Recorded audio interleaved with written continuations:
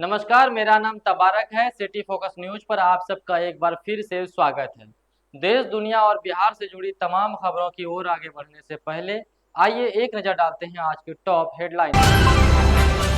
Retire फौजी ने बेटे की गोली मारकर हत्या की। नेपाल में बारिश से किशनगंज में उफान पर 3 नदियां। राहुल गांधी का 6 जून को राजगीर में सम्मेलन। लैंड फॉर जॉब केस में लालू की याचिका खारिज। बोरिंग रोड पटना में हवाई फायरिंग में 2 अपराधी गिरफ्तार। बिहार में 1.30 लाख शिक्षकों का तबादला, 20 जून से मिलेंगे लेटर। बीपीएससी 71वीं परीक्षा का नोटिफिकेशन जारी, 2 जून से आवेदन शुरू। अब खबर विस्तार से। रिटायर फौजी ने बेटे को मारी गोली, हथियार समेत थाने में किया सरेंडर। मुजफ्फरपुर में एक सेवानिवृत्त फौजी ने अपने बेटे की गोली मारकर हत्या कर दी। इसके बाद वह खुद थाना पहुंचा और हथियार समेत आत्मसमर्पण कर दिया।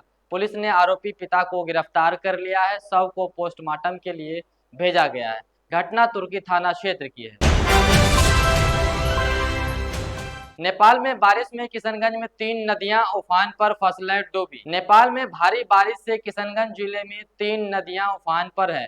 निचले इलाकों में पानी भरने से लाखों रुपए के मक्का और सब्जियों की फसलें तबाह हो गई हैं। दिगलबैंज और टेढ़ागाछ इलाकों में जलस्तर और बढ़ा है। कनकई और बूढ़ी कनकई नदियों के किनारे बसे गांव में पानी घुस गया है।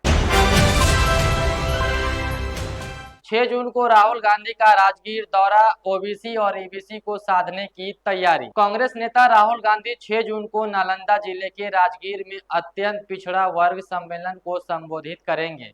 यह उनका पिछले 5 महीने में बिहार का 5वां दौरा होगा। वे पटना एयरपोर्ट से हेलीकॉप्टर से सीधे राजगीर जाएंगे। Land for job case, Lalu की याचिका खारिज, निचली अदालत की सुनवाई जारी रहेगी। दिल्ली हाई कोर्ट ने राजद अध्यक्ष लालू प्रसाद यादव की उस याचिका को खारिज कर दिया जिसमें उन्होंने लैंड फॉर जॉब घोटाले में निचली अदालत की कार्रवाई पर रोक लगाने की मांग की थी। इस घोटाले की जांच सीबीआई ने की थी। पटना में हवाई फायरिंग के मामले में 2 आरोपी गिरफ्तार। राजधानी पटना के बोरिंग रोड इलाके में वायरल वीडियो में हवाई फायरिंग करने वाले 2 युवक को पुलिस ने गिरफ्तार कर लिया है। इनमें एक युवक बाइक पर बैठा था और दूसरा वीडियो बना रहा था। गिरफ्तार आरोपियों में एक पालीगंज का मनीष कुमार है। भोजपुर में 5 करोड़ की हीरोइन जब्त, यूपी से लाई जा रही। बिहार एसटीएफ और भोजपुर पुलिस ने संयुक्त कार्रवाई कर आरा नवादा थाना क्षेत्र में 5 करोड़ की हेरोइन बरामद की है। इस दौरान 2 तस्करों को गिरफ्तार किया गया जिसमें एक अंकुश कुमार और दूसरा इंद्रजीत कुमार शामिल है। मोतिहारी में होमगार्ड भर्ती की दौड़ शुरू, 30,000 अभ्यर्थी शामिल। मोतिहारी के पुलिस लाइन मैदान में 474 पदों के लिए शारीरिक दक्षता परीक्षा शुरू हो गई है।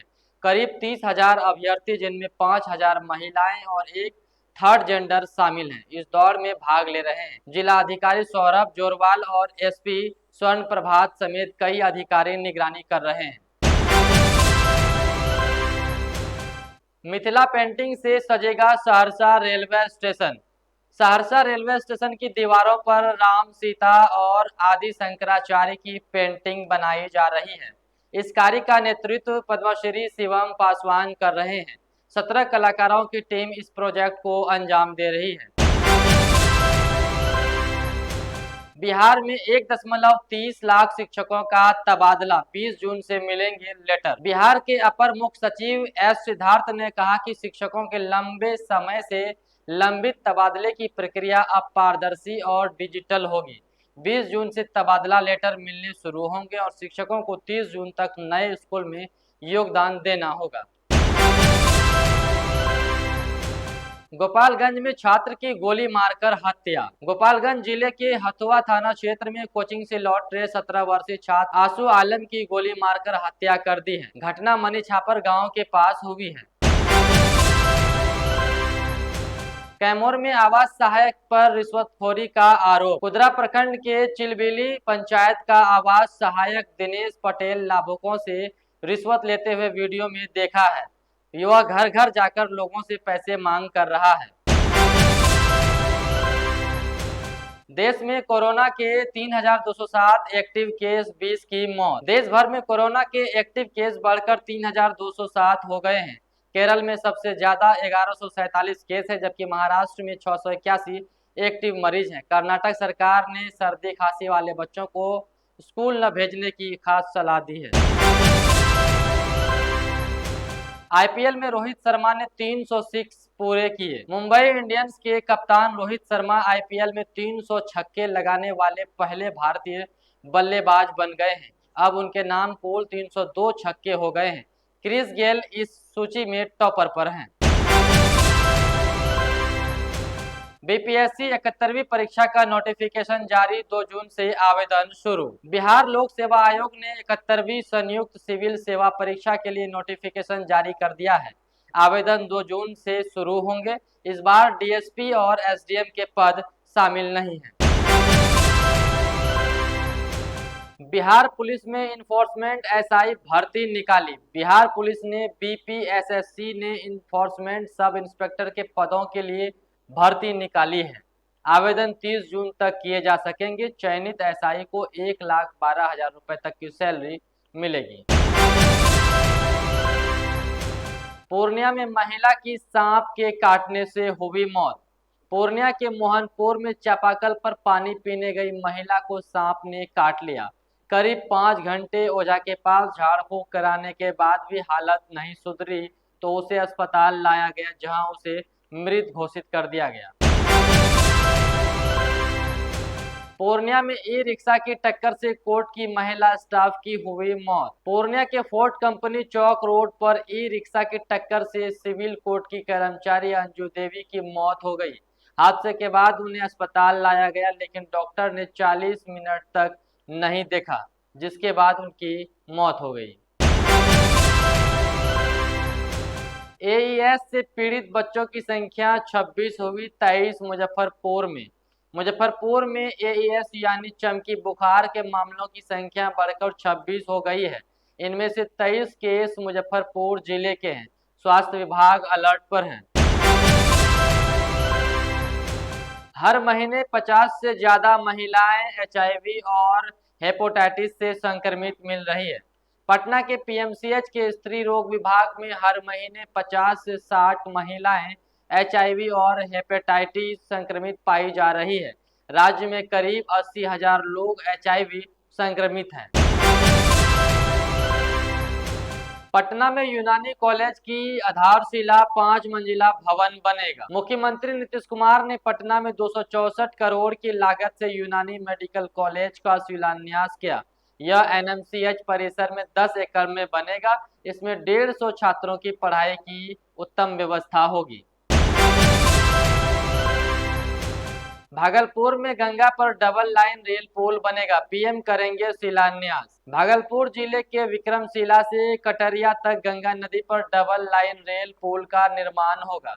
प्रधानमंत्री नरेंद्र मोदी जल्द इसका शिलान्यास करेंगे।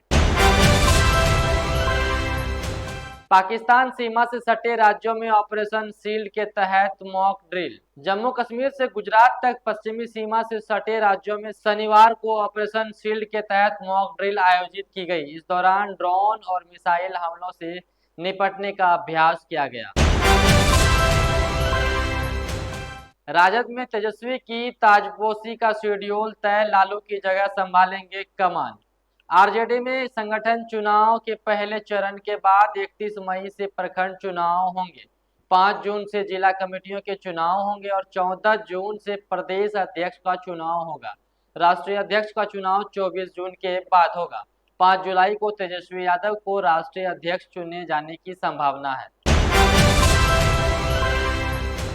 बिहार में अनुसूचित आयोग का जल्द होगा गठन। बिहार सरकार ने 1 जून 2025 को राज्य अनुसूचित आयोग का गठन किया।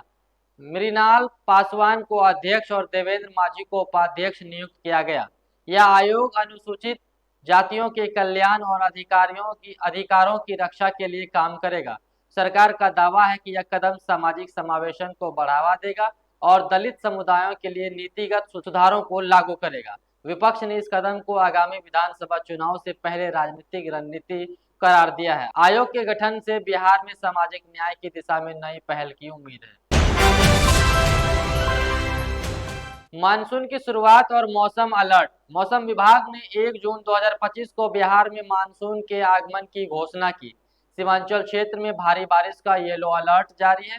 विशेष रूप से अररिया, किशनगंज और पूर्णिया में बारिश से किसानों को राहत मिलने की खास उम्मीद है, लेकिन बाढ़ का खतरा भी बढ़ गया है। मौसम विभाग ने 30 से 40 किलोमीटर प्रति घंटे की रफ्तार से हवाओं की चेतावनी दी है।